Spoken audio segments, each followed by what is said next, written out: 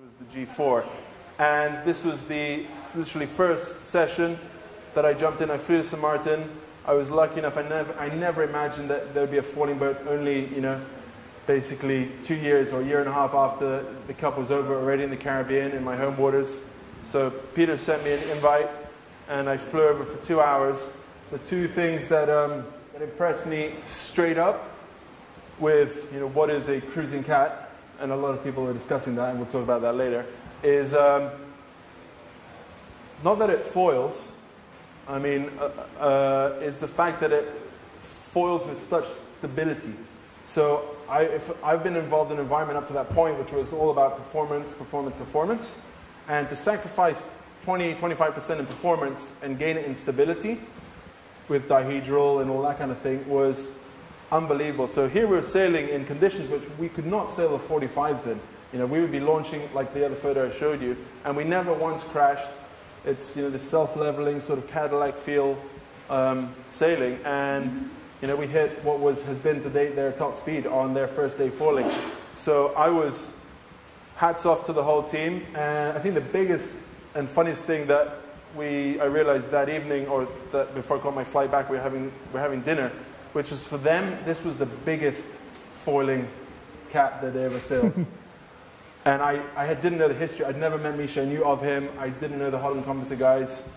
And I was blown away by the fact, because this for me was the smallest foiling cat that I'd ever sailed. So it was, let's say, it's funny how we can debate whether it's trickle down or trickle up of technology from the Cup or up from the foiling things. But I think in general, the Cup going mainstream, the technology being passed through, and just knowledge and everyone being in on it has meant that foiling has also entered a market where, not so much whether it's cruising or not, but the fact that you can get people out on the water so easily.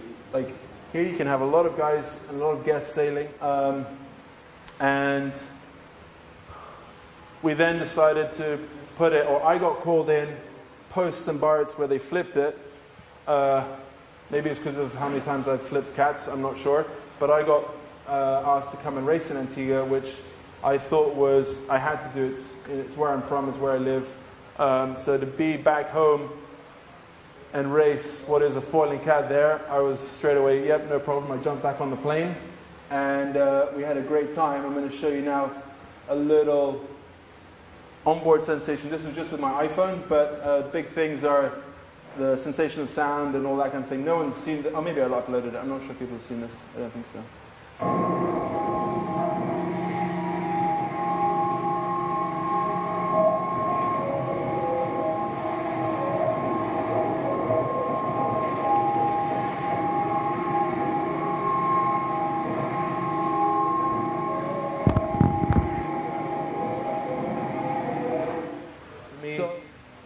In foiling, is things happen so fast.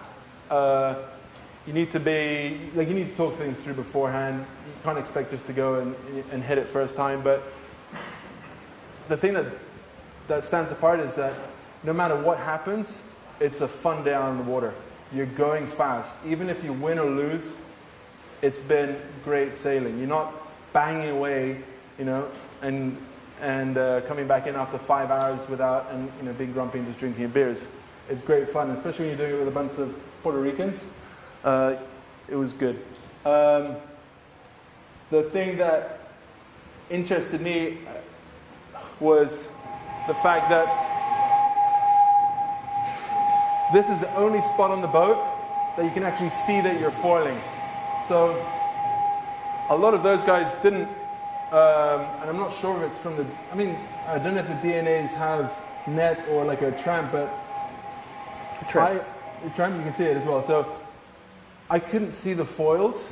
It was very strange for me, being on board, not to be able to know your ride height and all these kind of things. And in the end, the sensation that you get from whether you're foiling or not is, and I understand it, apart from seeing pictures afterwards, is in longitudinal stability, yes, your speed, and that nice little, at least it's just this humming that you get. On the 45s, you'd sometimes, if we hadn't finished off the foils well, you had to literally wear earplugs. You couldn't hear the guy next to you speaking. But here it was all right, and I'll show you some footage going downwind. with the R1 to show, let's say, how stable. Let's go to halfway.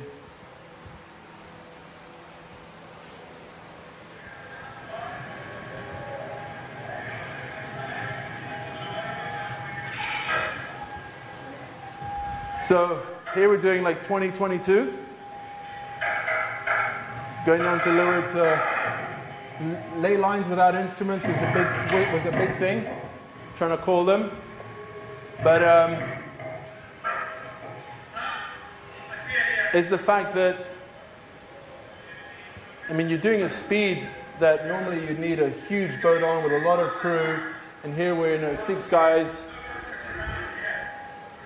on a super stable platform doing 22 knots effortlessly.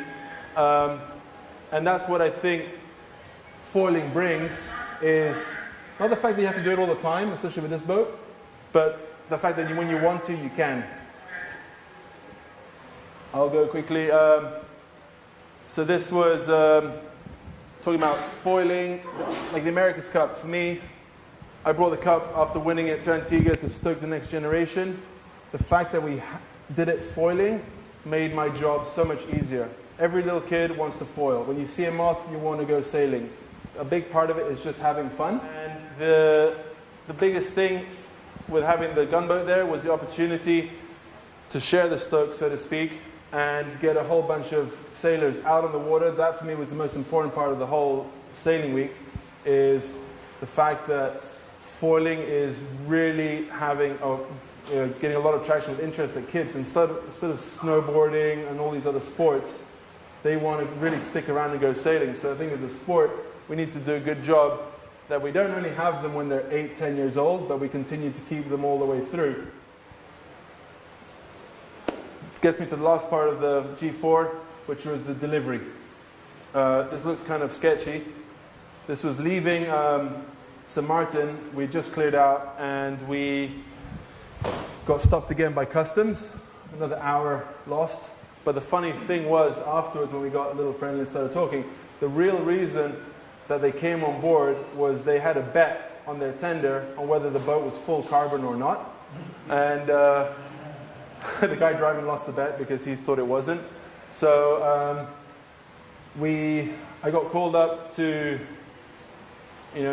I flew back actually to do this delivery, which I know a lot of people thought, wow, foiling offshore, or foiling, let's say taking a foiling cat offshore, especially one that's just flipped, what are the risks, why do it? And for me, it's just to prove a concept. I felt comfortable doing it, the water's warm, I have a little DeLorme in reach, you can still text, and those kind of things, but it was just the opportunity to really test something out for what it's meant for.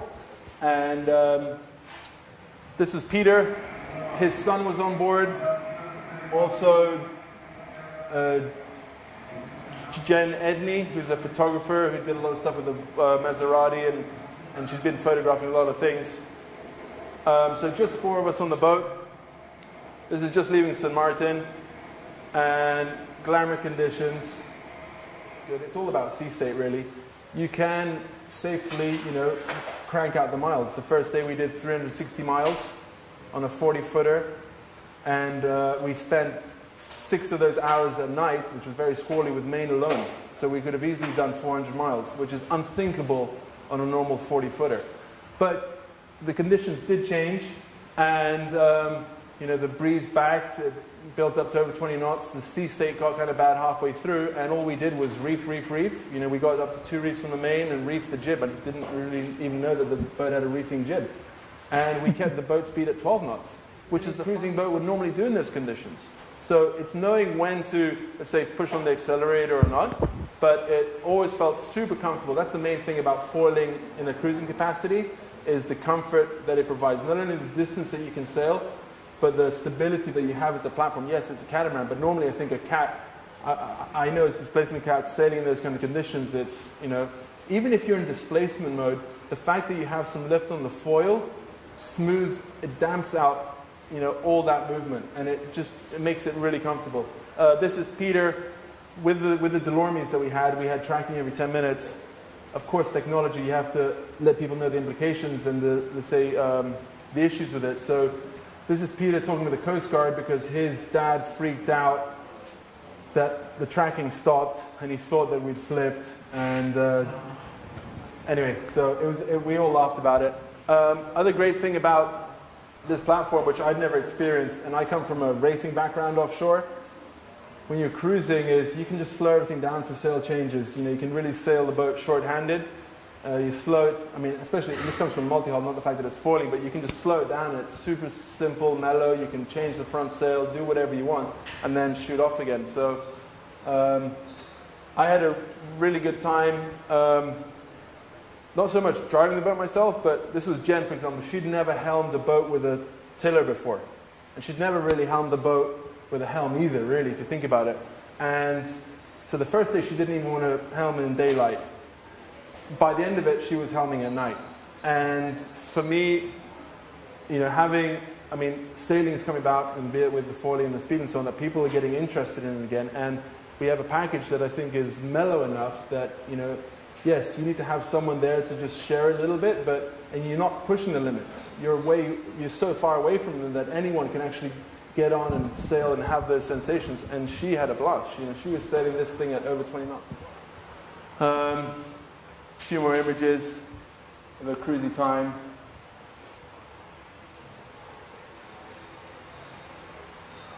Yeah, everyone talked about this one, which was few implications I'll touch upon real quickly of cooking outdoors. You have to have the right conditions. They didn't, I think, design it. It's more of a weekend sailor, so you'd usually be doing this when you're anchored in a nice bay. We tried it under sail. Is the heat loss with breeze. That's something that they had to incorporate in it, but we had a good little omelette. Going through the Gulf Stream, we lost a day and a half. I think it got really light and we couldn't literally get across. So we ended up in North Carolina. Peter was happy and the crew was super stoked that they did it. So all in all, I can say is that, yeah, I would definitely take my family cruising on this thing. And I think Luca talked about doing a crowdfunding. I asked Peter the same question: how many people are allowed to get involved to own a boat?